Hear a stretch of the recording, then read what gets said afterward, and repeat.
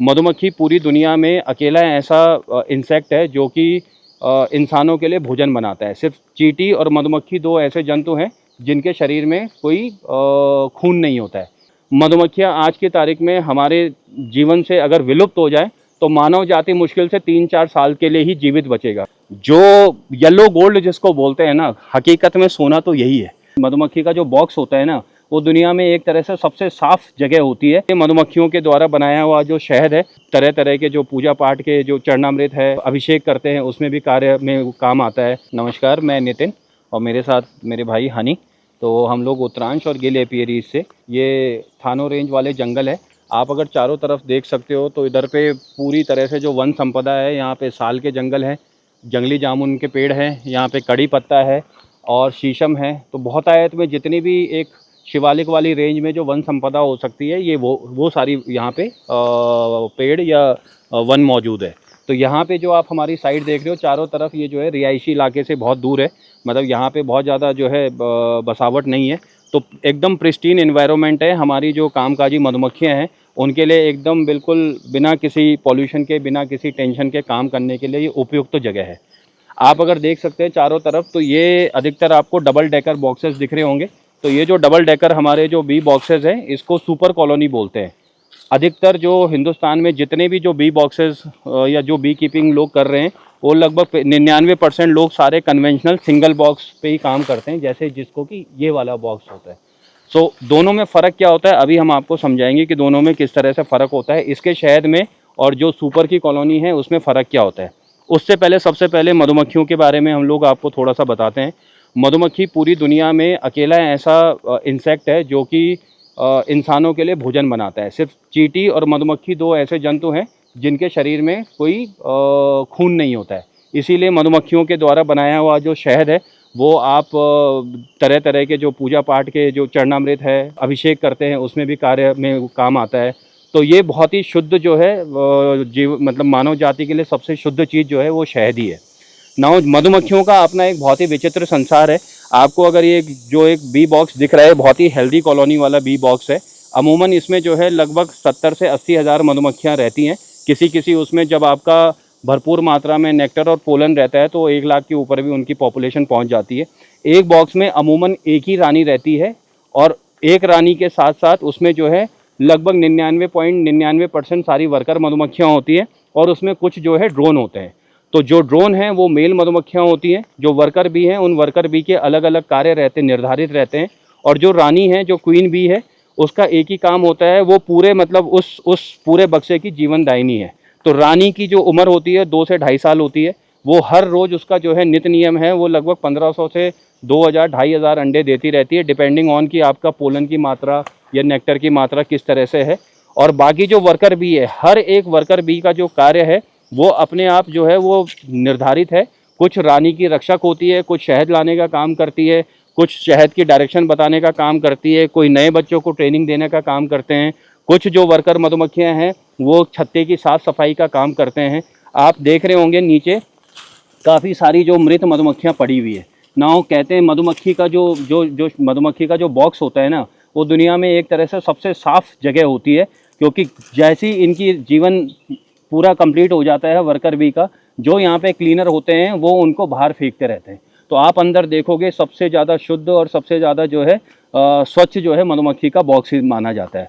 जो worker bee हैं उनकी जो जीवन शैली है वो लगभग करीब 40 से 45 दिन के आसपास होता है। और जो ड्रोन है, जो ड्रोन मधुमक्खियाँ होती हैं जो कि मेल मधुमक्खियाँ हैं, वो जीवन में सिर्फ एक बार रानी के साथ में मेट करते हैं। और ज़रूरी नहीं है कि हर ड्रोन जो है रानी के साथ मेट कर पाए। उनमें भी जो सबसे जो है पावरफुल या जो सबसे ज़्यादा समृद्ध होता है वही रानी के साथ में मेट कर पाता है। रानी जो है अपने छत्ते से जीवन में सिर्फ एक ही बार फ्लाइट भरती है, छत्ते को छोड़ के जाती है। उसको जो है मेटिंग फ्लाइट भी बोलते हैं। उस दौरान जो है रानी जो है जो डोमिनेंट ड्रोन है उनके साथ मेट करती है। और एक बार मेट करने के बाद ही वो पूरे जीवन भर जो है वो फर्टाइल रहती है। और उसी एक बार मेटिंग सीजन साइकिल के बाद में वो जब तक उसका जीवन होता है तब तक जो है वो रेगुलर वहाँ पे अंडे देती रहती है। अब ये वाली बात आती है कि इतने सारे बक्से हैं यहीं पे, अगर हम लोग देखें लगभग 75 से 80 बी बॉक्सेज हैं और नहीं भी होंगे, यहाँ पे लाखों की तादाद पे हमारी जो है हार्ड वर्किंग मधुमक्खियाँ हैं। तो एक बार जिस बॉक्स में रानी की जो सारी की सारी प्रजा होती है, लोग पूछते हैं कि वो कैसे पता पड़ता है मधुमक्खियों को कि इसी छत्ते में जाना है। उस यही इनकी खूबसूरती है कि जो एक बार रानी का आधिपत्य हो गया, सारी वर्कर भी जो है उसी के ही संरक्षण में कार्य करती है। तो बहुत ही विचित्र दुनिया है, बहुत ही जो है क्या कहते हैं विस्मयकारी जो मधुमक्खियों का जीवन है। अब मधुमक्खियाँ हमारे लिए किस तरह से उपयोगी है, एक तो हमको शहद देती हैं, लेकिन शहद से बड़ा जो सबसे बड़ी जो फूड साइकिल कंप्लीट करने वाला अगर कोई जंतु है तो वो मधुमक्खियाँ ही हैं। तो मधुमक्खियाँ जो है दुनिया के 80% पॉलिनेशन का काम मधुमक्खियाँ ही करते हैं। तो एक कहावत भी है, और बल्कि एक कहावत क्या, ये साइंटिफिक ट्रुथ है कि अगर मधुमक्खियाँ आज की तारीख में हमारे जीवन से अगर विलुप्त हो जाए तो मानव जाति मुश्किल से 3-4 साल के लिए ही जीवित बचेगा, क्योंकि उसके बाद इस कदर जो है फूड की शॉर्टेज हो जाएगी, क्योंकि फूल से फल नहीं बनेगा। जब तक मधुमक्खियाँ उसमें पॉलिनेशन नहीं करेंगी तो फूल जो है बढ़िया तरीके से नहीं खिलेगा, फूल से फल नहीं बनेगा, जब फल से आगे बीज नहीं बनेगा तो वो साइकिल कहीं ना कहीं ब्रेक हो जाएगी। तो मधुमक्खियाँ आज की तारीख में हमारे लिए सबसे ज़्यादा उपयोगी है। जिस तरीके से बिल्कुल बड़े पैमाने पे पेस्टिसाइड या केमिकल इंसेक्टिसाइड्स का यूज़ हो रहा है, उसके कारण जितनी भी हमारी देसी मधुमक्खियाँ हैं उनका जो पूरा उनका जो शहद का जितना भी जो जगह थी वो धीरे धीरे वो कम होती गई है। शहर जो जंगल थे वो शहरों में तब्दील हो गए हैं। तो इस प्रकार से उनका भी जो फ्लोरल का सोर्स है वो बहुत कम हो गया है, और ये इंसेक्टिसाइड पेस्टिसाइड के कारण उनमें भी तरह तरह के रोग आने शुरू हुए। अभी आपने कुछ समय पहले ही सुना भी होगा या न्यूज़ में देखा होगा कि अमेरिका और यूरोप में बहुत बड़े पैमाने पे, वहाँ पे तो 80 की सदी में ही फर्टिलाइज़र यूज़ होने लग गए थे। तो इतने बड़े पैमाने के बाद कुछ शहर ऐसे थे वहाँ पे मधुमक्खियाँ पूरी तरह से विलुप्त हो गई थी। तो वहाँ की सरकारों ने, खासकर नेदरलैंड में, उन्होंने ये इंश्योर किया कि जितने भी पब्लिक प्लेसेस है वहाँ पे ऐसे फूल या वहाँ पे ऐसी फसल उगाई जाए जो कि लोकल मधुमक्खियों को जो है प्रेरित करे, जो लोकल मधुमक्खियों की जनसंख्या को जो है और बढ़ाए। तो हमारे देश में आज की तारीख में मेरा ये मानना है कि मधुमक्खी पालन सिर्फ शहद तक ही नहीं, ये पूरे मानव जाति के लिए या जितने भी और जीव जंतु हैं उनकी फूड साइकिल की कंप्लीटनेस के लिए सबसे उपयोगी अगर कोई है तो मधुमक्खियाँ ही हैं। इंसान तो ये है कि बस उनका शहद, वो शहद हमारे लिए नहीं बना रही, वो शहद अपने लिए बनाती है। हम क्या करते हैं एज अ बी कीपर, हमारा काम ये होता है कि हम लोग उनको माइग्रेट करके फूल के सोर्स के पास लेके जाते हैं। एक मधुमक्खी अपने छत्ते से लगभग 2-2.5 किलोमीटर के दायरे में उड़ान भरती है। इस दायरे में जो उसको सबसे नज़दीक और सबसे डोमिनेंट सोर्स ऑफ नेक्टर मिलेगा वो उसी में ही बैठ के और वो नेक्टर लेके आएंगी।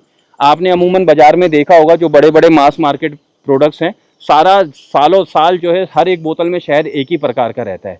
अब मान लिया इस मौसम में कोई एक अलग फूल खिल रहा है और अगले मौसम में अलग फूल खिल रहा होगा, दोनों का फूल का रंग रूप सब कुछ अलग है, तो उनका शहद भी अलग होना चाहिए ना। आम के फूल से आम ही होगा, अमरूद तो होगा नहीं। तो जो बाज़ार में मिल रहा है वो सारा का सारा प्रोसेस्ड हनी है।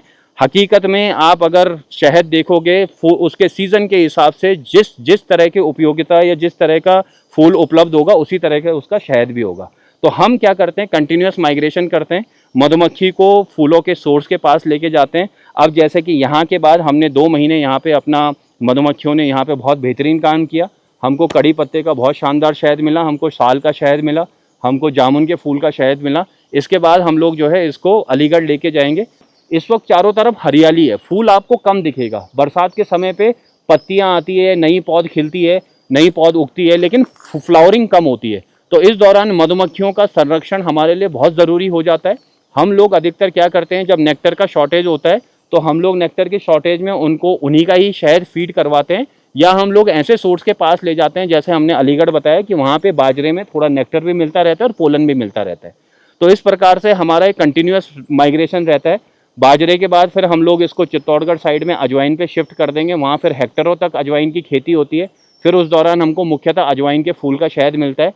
अब वही लोग पूछते हैं कि आप कैसे बोलोगे कि अजवाइन का है या लीची का है। तो मधुमक्खी अपने छत्ते से, जैसे मैंने बताया, 2-2.5 किलोमीटर के दायरे में उड़ान भरेगी। उस दायरे में जो उसको सबसे नज़दीक और डोमिनेंट सोर्स ऑफ नेक्टर मिलेगा उसी का ही शहद लेके आएगी। तो फिर अजवाइन के बाद हम लोग जो है वापस अलीगढ़ या भरतपुर साइड पे ले आते हैं। उस दौरान फिर हमको 2-2.5 महीने सरसों के फूल का शहद मिलता है बहुतायत में। फिर उसके बाद जो है यूकेलिप्टस पे मुरादाबाद की तरफ शिफ्ट हो जाते हैं। फिर रामनगर की तरफ या कुछ देहरादून की तरफ लीची का शुरू हो जाता है सीज़न। फिर हम लोग यहीं कड़ी पत्ता वगैरह लेके आ जाते हैं। तो इस प्रकार से जो है लगभग 7-8 तरह का हमको भिन्न भिन्न प्रकार का शहद की उपलब्धता होती है माइग्रेशन के दौरान। तो ये अब आती है बॉक्स की बात तो जैसे हमने बताया कि ये कन्वेंशनल बी बॉक्स है। अब अगर मैं एक फ्रेम उठा के देखूं,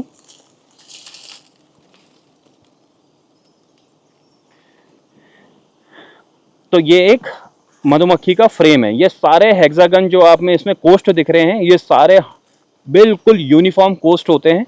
ये बेसिकली नेचुरल वैक्स ही है। ये शीट जो है आज की तारीख में, अब तो बी कीपिंग बहुत एडवांस हो गया है, ये शीटें जो है ये मतलब इंसान इनको बना देता है, लेकिन जो ट्रेडिशनल छत्ते होते हैं वो तो मधुमक्खी खुद के मतलब जो वो सीक्रेट करती हैं वैक्स को, उसी से ही बनती है।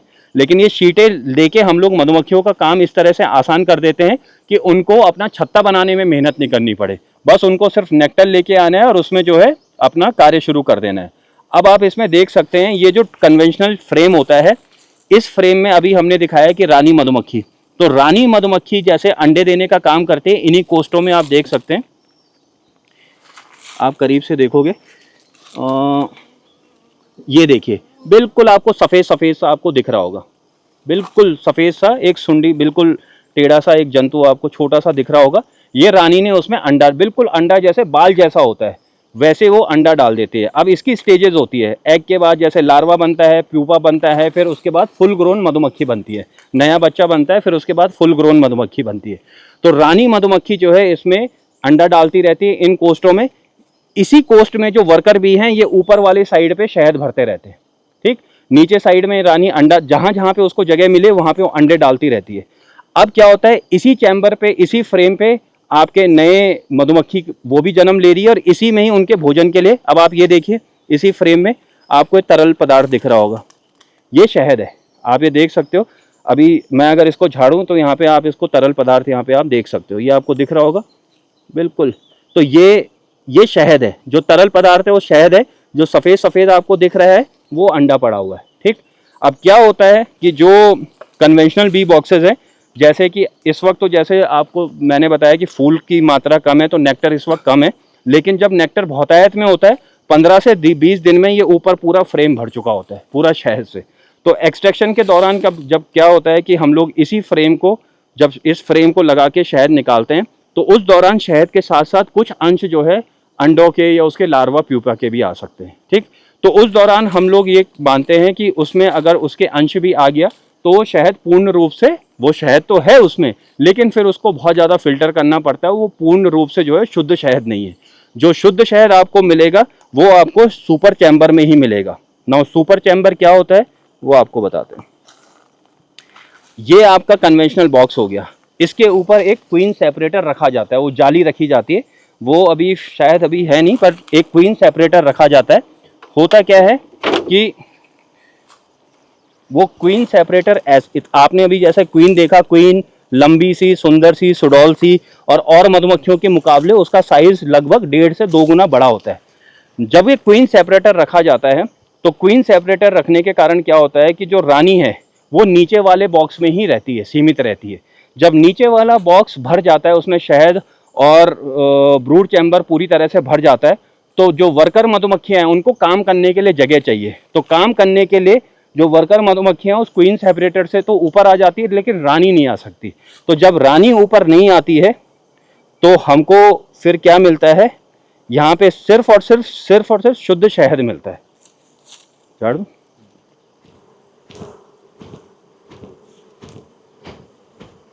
ये आप देख सकते हो, ये पूर्ण रूप से आपको जो है शुद्ध शहद मिलता है। नाउ ये जो शहद है, निकालो आप, ये आप देख सकते हो, ये पूर्ण रूप से शुद्ध शहद आपको मिल गया।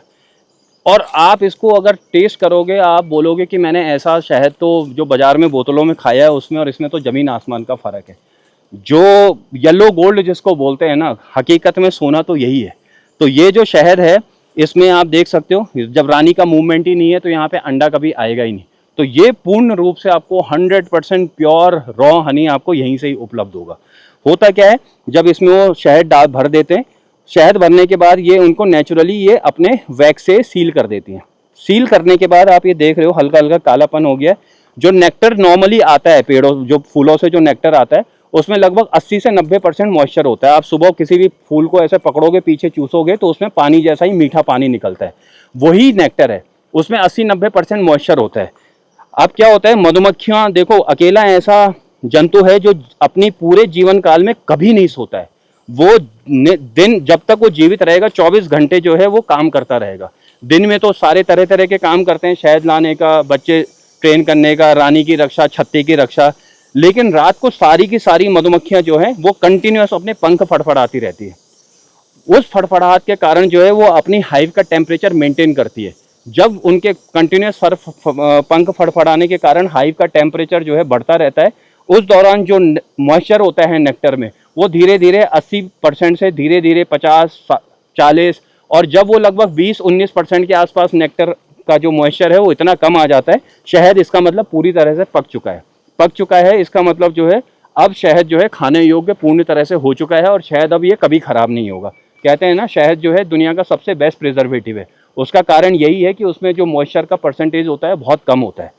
उसके बाद हम क्या करेंगे, इसी फ्रेम को हम लोग एक्सट्रैक्टर में डाल के और वैक्स की लेयर को थोड़ा सा रिमूव करके और वो शहद निकाल के हम लोग जो है बिल्कुल कोल्ड फिल्टर, मतलब छन्नी से ही छान के इसको बॉटल में भर लेते हैं। मतलब इसमें किसी तरह का हीटिंग, किसी तरह का और प्रोसेसिंग नहीं होता है। जैसा मधुमक्खियों ने कुदरती तौर पे शहद को बनाया है उसी फॉर्म में आपको ये शहद मिलता है।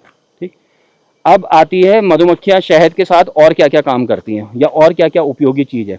अब आप देख सकते हो, अब आप ये देख सकते हो, इसको बोलते हैं प्रोपोलिस। ये जो चिपचिपा पदार्थ है, ये जो पेड़ों में जो एक मतलब तरल पदार्थ छूटता है, मधुमक्खियाँ उसको लेके आती हैं। ये पूरे बॉक्स के चारों तरफ छत्ते पे ये एक तरह से प्रोटेक्टिव लेयर का काम करती है। एंटी बैक्टीरियल होता है। इंसान भी अगर इसमें खाए तो इसमें बहुत सारे एंटीऑक्सीडेंट्स होते हैं। ये तरह तरह के जो है स्वास्थ्य लाभ हमको देता है। तो ये जो है ये प्रोपोलिस लेके आती है, साथ में पोलन लेके आती है। आप अगर यहाँ पे थोड़ा पास से देखोगे तो ये अपने पाँव में, अभी थोड़ा सा ये अपने पाँव में जो है कुछ दाने सा दबा के लेके आती है जो कि पोलन होता है। उस पोलन को, वो पोलन जो है हाई प्रोटीन का सोर्स है। तो उनके बच्चों की ग्रोथ के लिए शहद के साथ साथ पोलन की भी रिक्वायरमेंट होती है, जिनसे उनकी ग्रोथ जो है बहुत शानदार होती है। तो मधुमक्खियाँ पोलन, शहद और आपका ये प्रोपोलिस और साथ में बी वैक्स, ये बी वैक्स भी बहुत शानदार चीज़ है, बिल्कुल नेचुरल होता है। आप इसके तरह तरह के कॉस्मेटिक प्रोडक्ट्स बना सकते हैं, आप बहुत तरह के डेकोरेटिव आइटम्स भी इसके बना सकते हैं। तो मधुमक्खी हमारे लिए उपयोगी, जो डायरेक्ट प्रोडक्ट के साथ साथ जो इनडायरेक्टली हमको देता है वो बहुत लाभदायक है।